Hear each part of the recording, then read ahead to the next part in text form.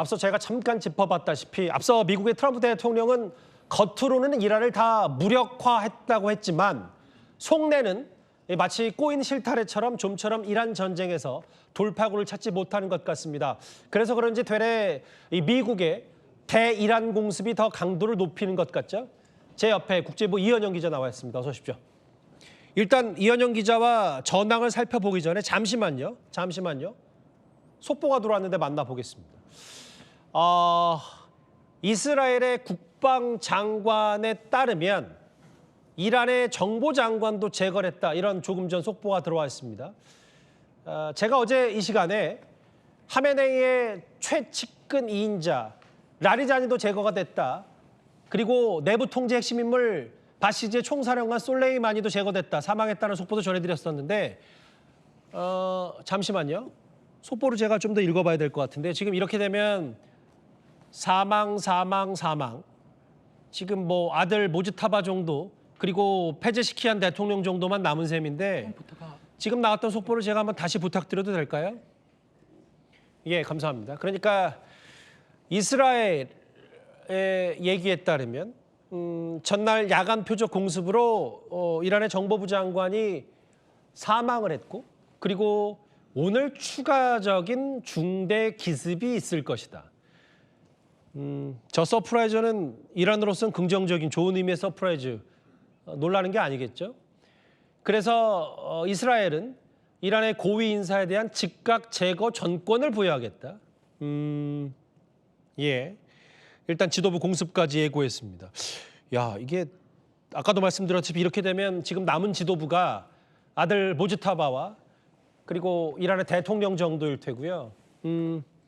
어제여도 오늘도 저희 시트라이브 시작하자마자 이란의 정보부 장관도 제거됐다는 이스라엘의 속보까지 짚어봤습니다. 알겠습니다. 잠시 뒤에 얘기 좀 더 짚어보도록 하고요. 일단 이현영 차장, 저희가 준비한 거 다시 시작해볼까요? 일단 트럼프 대통령이 다른 나라 도움 필요 없다고 한 당일에 바로 호르무즈 해협 인근의 미사일 기지에 폭격을 가했어요? 네, 기다렸다는 듯이 호르무즈 해협을 수호하는 복수의 이란 미사일 기지를 타격했다고 미군이 밝혔습니다. 지금 보시는 게 이 호르무즈 해협인데요. 예. 이 미사일 기지들은 호르무즈 해협 인근 섬들과 해안가에 위치하는 것으로 추정됩니다. 미 중부사령부는 현지 시각 17일 저녁 SNS를 통해서 몇 시간 전 호르무즈 해협 인근 해안을 따라 있는 이란의 강화된 미사일 기지들의 5,000파운드, 약 2.3톤급 지하 관통탈 여러 발을 성공적으로 투하했다고 밝혔습니다. 예. 이번 공습에 쓰인 무기는 최신형 GPS 유도 벙커버스터 GBU-72입니다. 예. 무게가 약 2.3톤에 달하는 관통탄으로 예. 숨은 지하 표적과 해안 벙커를 정조준해 개발됐습니다. 저 미사일 기지라는 건 예. 지하 깊숙이 두꺼운 콘크리트로 숨겨져 있다는 얘긴데요.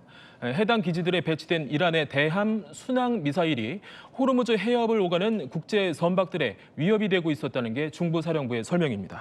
이게 벙커버스터 투하가 심상치 않아 보이는 게 뭐냐면 오늘 또 있었던 얘기 중에 미 해군의 강습 상륙함도 지금 중동으로 향하고 있습니까? 네, 미 해군의 강습 상륙함이 싱가포르 인근 해역에서 포착이 됐습니다. 예. 지도에서 보시는 바로 이곳인데요. 예. 이곳에서 말라카 해협으로 들어가는 이런 강습 상륙함을 해병대 병력이 포착했다고 이렇게 밝힌 겁니다. 예. 네, 미 CNN 방송이 현지 시각 17일 보도한 건데요.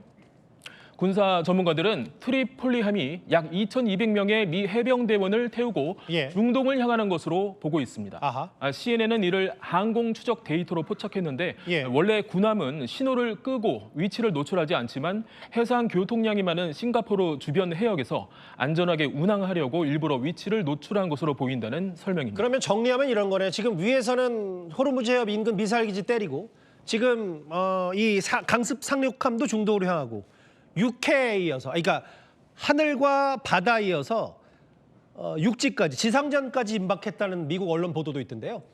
네, 말씀하신 지상전 가능해 보입니다. 이 트리폴리에 강습 상륙함, 원래 일본 나가사키현 사세보 해군기지에 배치됐다가 이동하고 있는 것이고요. 예. 작은 항공모함 정도로 말씀드릴 수 있습니다. F-35 전투기와 수송기, 병력도 1,000명 이상 수송 가능합니다. 특히 해병대 병력이 다수 포함된 걸로 알려졌는데 예. 이 때문에 미군이 지상군을 투입하려는 것 아니냐는 분석이 나옵니다. 호르무즈 해협 인근 섬들과 해안, 특히 이란의 원유 수송 터미널인 하르그 섬 장악을 시도하는 전략도 선택지에 오른 것으로 보입니다. 이게요. 예. 이런 게 있을 거예요. 지금 육해공 총력전을 호르무즈를 둘러싼 국면이 새롭게 맞이했다. 새 국면을 맞이했다. 실제로 군 출신인 민주당 김병주 의원이 오늘 저희 정치시간에 출연해서 미국이 딱 2군데만 장악을 하면 호르무즈 해협 봉쇄가 저절로 풀린다. 이렇게 말하기도 했습니다. 미국에서는 2개 섬을 만지작거릴 거예요.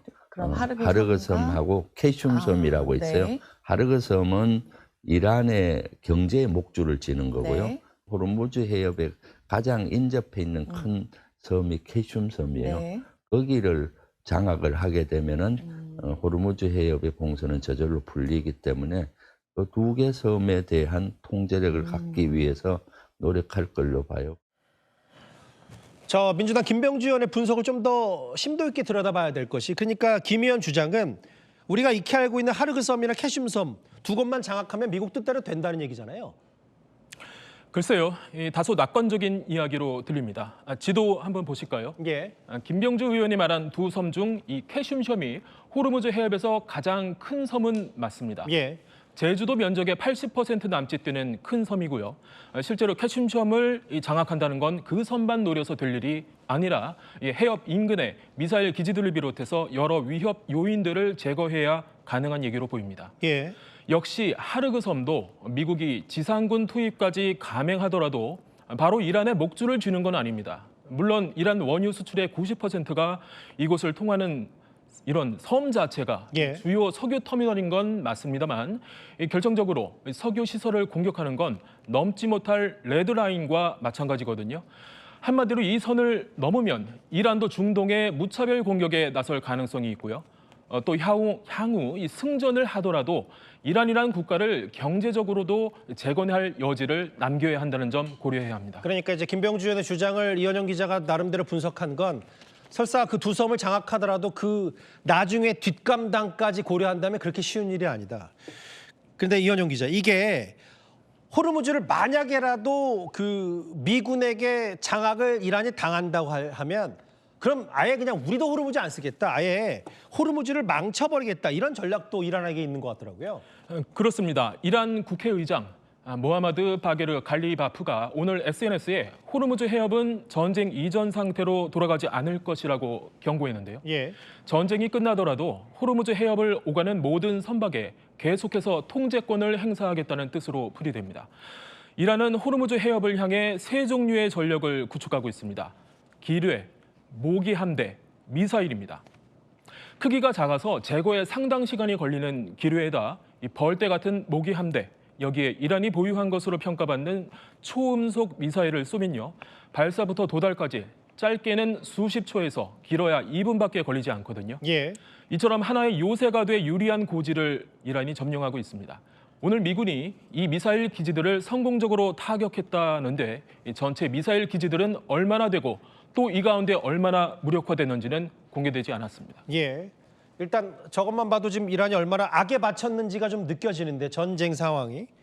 앞서 제가 속보로 전해드렸던 것처럼 조금 전에 이란의 정보부 장관마저도 피습을 당했다, 공습을 당했다. 그러니까 사망했다. 이게 오늘 이스라엘의 조금 전 발표인데요. 사실 오늘 아침에 전해진 외신에 따르면 이스라엘 네타냐후 총리가 이란 지도부 제거 작전에 대해서 이렇게 말한 바가 있습니다. הבוקר חיסלנו את עלי לריג'אני. עלי לריג'אני זה הבוס של משמרות המהפכה, שזה חבורת הגנגסטרים שמנהלת בפועל את איראן. אנחנו חיסלנו לצידו גם את מפקד הבסיס, זה העוזרים של הגנגסטרים. 이게 지금 일단 저 이현영 기자, 저 영상부터 좀 설명을 해주실까요? 네, 네타냐후 이스라엘 총리가 킬 리스트, 마치 살생부를 고시하는 모습입니다. 예. 이란 지도부 사살 대상을 하나씩 지어가는 것처럼 보이는데요. 이미 이스라엘의 사이버 정보부대 8,200부대는 수년 동안 테헤란 시내 교통 카메라를 해킹해서 이 방대한 데이터를 축적했고 여기에 인적 정보 담당인 모사드의 정보력이 더해지고 있습니다. 이스라엘 당국자는 미 파이낸셜 타임스에 이란 수도 테헤란을 예루살렘처럼 잘 알고 있다고 말할 정도입니다. 예. 사망한 하메네이처럼 표적들의 차량 번호판을 추적해서 초 단위로 이동 지점을 파악하고 있는 것으로 보입니다. 잠깐만요. 제가 어쨌든 지금 이스라엘의 모사드 정보망에 지금 사실 거의 하루에 한 명꼴로 지금 암살 소식이 전해지고 있는데 다시 한번 정리해드리면 이란 정보장관도 제거했다는 게 이스라엘 국방장관의 발표고 이게 뒤늦게 알려진 사실인 거잖아요. 전날 야간 표적 공습으로 사망을 했다. 이게 그리고 오늘 추가적인 중대 기습이 있을 거라는 게 이스라엘의 예고입니다. 그러게요. 서프라이즈가 예고돼 있다. 기습 작전. 그리고 이스라엘은 아예 군에 이란 고위 인사를 즉각적으로 제거할 수 있는 전권을 부여했다. 이 얘기까지. 표적 공습이 지속되고 있다. 알겠습니다. 지금 이 시간에 저희 항상 이제 한국 시간으로 저녁 시간이 되면 이스라엘 국방장관, 이스라엘 당국에서 지금 이란 지도부가 하나 둘씩 제거됐다는 공식적으로 발표하고 또 오늘 아침에 이란이 또 그걸 공식적으로 확인해주는 그런 지금 선후 관계가 반복되고 있어요. 이현영 기자 정리를 하겠습니다. 네. 일단 아까 잠깐 화면에 만나봤다시피 지도부로 따지면 사망. 근데 이게 역설적으로요. 이렇게 되면 이란 지도부 수뇌부에 강경파만 남는다는 해석도 나오거든요. 그렇습니다. 오히려 초강경파 세력이 커질 거란 분석이 나옵니다. 예. 이란 지도부 주요 인물과 사진 한번 보시겠습니다. 어제 사망한 안보수장격인 알리 라니자니 최고 국가안보회의 사무총장, 예. 이란 내 온건파입니다. 미국과의 관계 개선도 어느 정도 필요하다는 쪽이었죠. 새 최고 지도자 선출 과정에서 모즈타바를 반대했던 인물로 알려져 있습니다. 예. 그런데 이 라니자니의 사망으로 되려 새 최고 지도자인 모즈타바 하메네이의 권력 승계 작업이 속도를 낼 수 있다는 분석이 나옵니다. 하지만 이란 지도부 내 파벌 갈등과 불확실성은 여전한 것으로 평가되고요. 다만 바시즈 민병대 총지휘관 골람레자 솔레이마니를 비롯해서 지휘부 약 300명이 대규모로 상실돼서 대내적인 통제력은 타격을 받았다는 관측입니다. 알겠습니다. 이현영 기자의 지금 전황 하나하나 분석하는 거 잘 들었습니다.